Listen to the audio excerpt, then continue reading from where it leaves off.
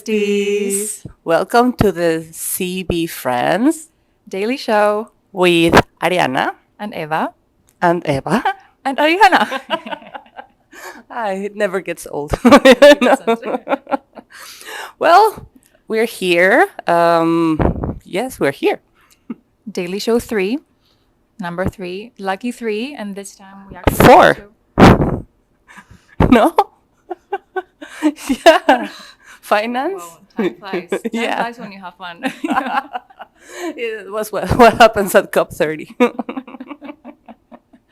Well, episode 4 then, lucky 4. This time we actually got to look at cultural heritage and the arts for climate change.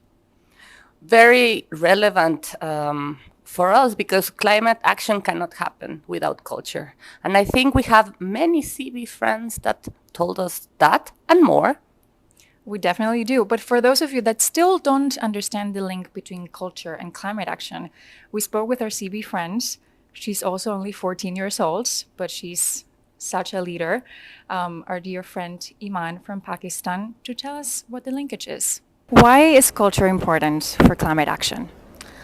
Thank you so much for that question. Hi, my name is Emaan Danish. I'm the founder of Earth Warriorz, and I personally think coming from an indigenous community, culture is especially important in spaces like sustainability, climate action, because indigenous communities have been protecting the earth for generations. They always think of the generations after them, which is something that we haven't been doing previously. So I think it's really important to have nature-based solutions, and indigenous people have many, and storytelling and culture plays a really important role in conveying the message of climate change, which is something we do need in many communities because not many people know about climate change, and those are the people that are most affected by it sometimes. So yeah, I think culture plays a really big role. Thank you so much for that. Now, connecting it to culture and music and the arts, what's the first song that comes to mind when you think of climate action? Michael Jackson's Earth Song. We're back, besties. So now that you hopefully understand that culture is really the basis of climate action, let's see how capacity building fits into all of this. I think I spoke to someone. Yeah, I actually spoke with Daniel, so he will tell us a little bit more about that. So Daniel, what is capacity building for culture-based climate action? It's a beautiful question.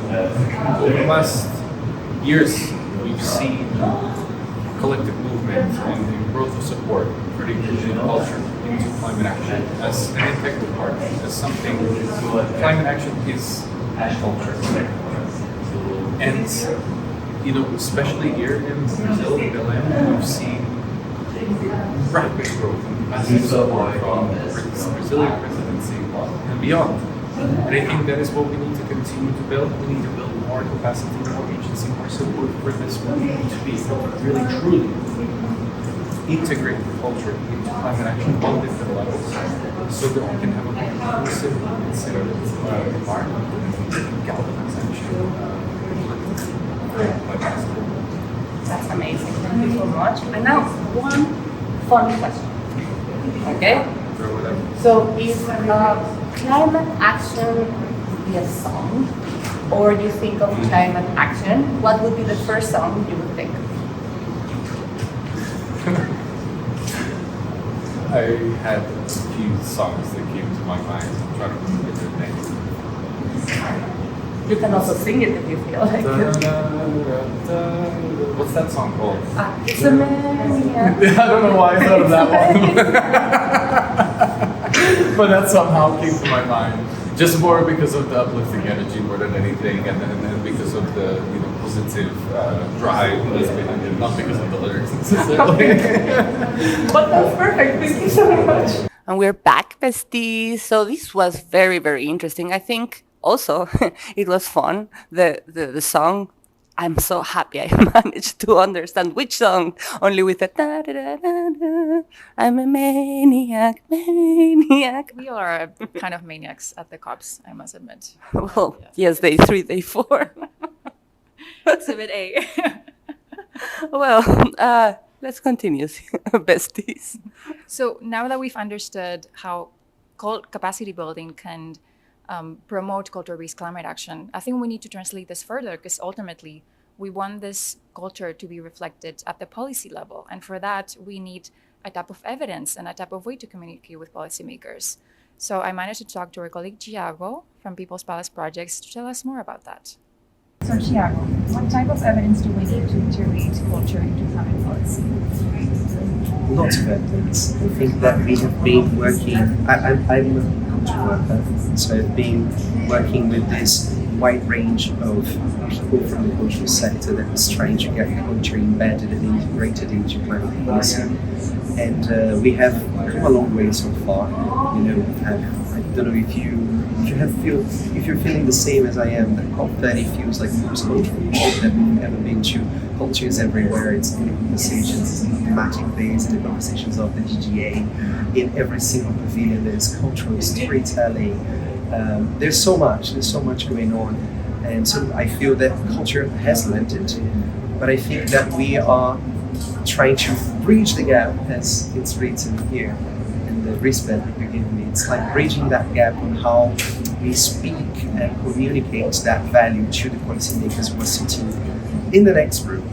And I think that is by creating evidence that, because I think the impact of culture it's a long-term impact, it's a relational impact, and it sometimes doesn't speak or translate to the language of negotiation. And I think that we need to, for example, give you an example, we are using now the term culture-based climate solutions, which is a term that places what culture is as a fundamental thing, a fundamental action for climate.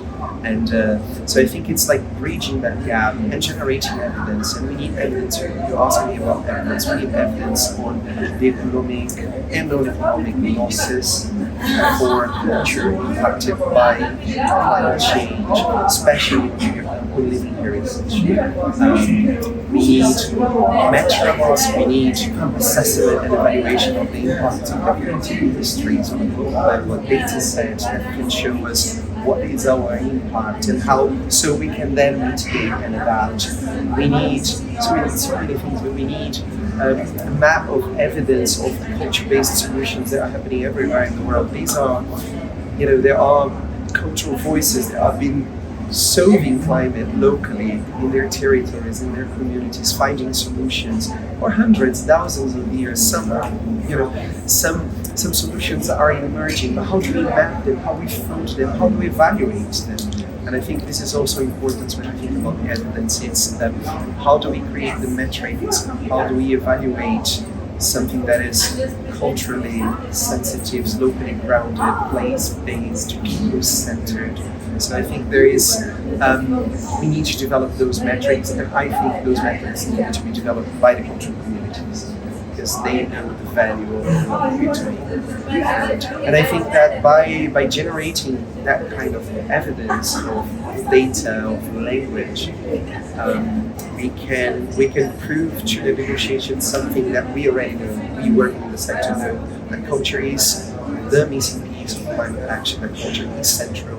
Culture needs to be a protagonist, that without culture, we are not going to get anywhere. We've been failing with climate action for so long, and this is because we're going from top-down initiatives. We are not taking into consideration what needs to happen. This is the form of implementation. And implementation is like culture. It's localized, it's culturally sensitive, it's responsive, it's respectful to the diversity of systems, and of the cultural diversity that exists in the space.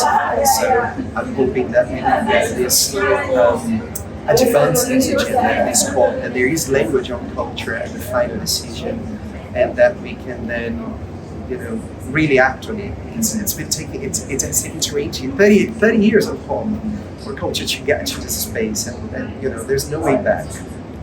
Culture is the missing piece for justice to be centered at climate action. Thank you so much for that. And ultimately, something that was mentioned as well as moving culture from the margins to the center. Yes. Moving into a bit of a more fun question, but still connected to the arts and music and whatnot. If you could think of a song that encapsulates climate action, or how you see climate action, what would that song be? Ooh, a song. There is a song called Índio that for me really translates what it is, and because it's like a futuristic song where he talks about the end of the days and then says that an indigenous person will come from the sky, from a flying saucer, and people will then and he will talk, and he comes as this entity. He says he's coming as strong as Muhammad Ali, and then he comes, and what he says, the message is the obvious. And I think this is the message. You know, we are talking, we are diverting from things that we need to be talking. When I think the message is the obvious. The message is we know it's relational, it's people, it's culture, it's empathy, it's justice, it's that. It's obvious. And that's what we need. We need to be obvious. Is that we need to run away from fossil fuels. We need to transition. We need to relate with each other, and we need to relate with the world in a much better way. And we're back, besties. So super important what he was saying, but after, like, once the policymakers are able to translate that into climate action, no, and into climate policies, culture needs to be embedded into climate policies. We also need some skills, and those skills are super important, especially the ones that connect with people. So we need stories, we need narratives, we need creativity and imagination to actually help connect. So for that, we talked to Andrea. Andrea is a very nice colleague of me from UNU-EHS. Let's hear from her. Why do we need culture to build capacities? I think because we are humans, we need creativity. And I think the power of arts is not only touching, but also effective, regardless of your level of communication or your level of income or your level of support to certain types of arguments. So culture is what brings us together as humanity, and this is our way of expressing ourselves. So I think it's natural just not to leave it out of the room. And a more fun question. Okay. When you think of climate action, what is the first song that comes to your mind? Now, climate action. Show must go on. We're back, besties. Well, I think from Andrea, we've clearly seen that evidence alone cannot solve the climate crisis, right? We need stories, we need narratives, we need culture, we need the arts, because that's ultimately what moves people's minds and also their hearts. Yeah, change minds, not the climate, they say. So what would be your song?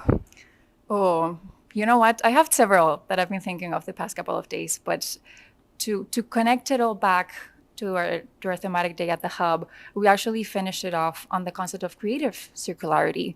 And that made me think about, obviously, The Lion King, the circle of life, and how all beings are interconnected, but ultimately as well with the concept of creative circularity, how we need to integrate music, the arts, culture within oneself, but then also to spread that around those around us. That's really nice. I think for me, it would be Don't Stop Me Now, because we're here. Climate action needs to happen now. So don't stop me, because I'm unstoppable. Perfect. So thank you so much for joining us again here at the CB Friends Daily Show with Arianna and Eva. We won't repeat it again. And well, see you next time, besties. See you on the next one. Bye, besties.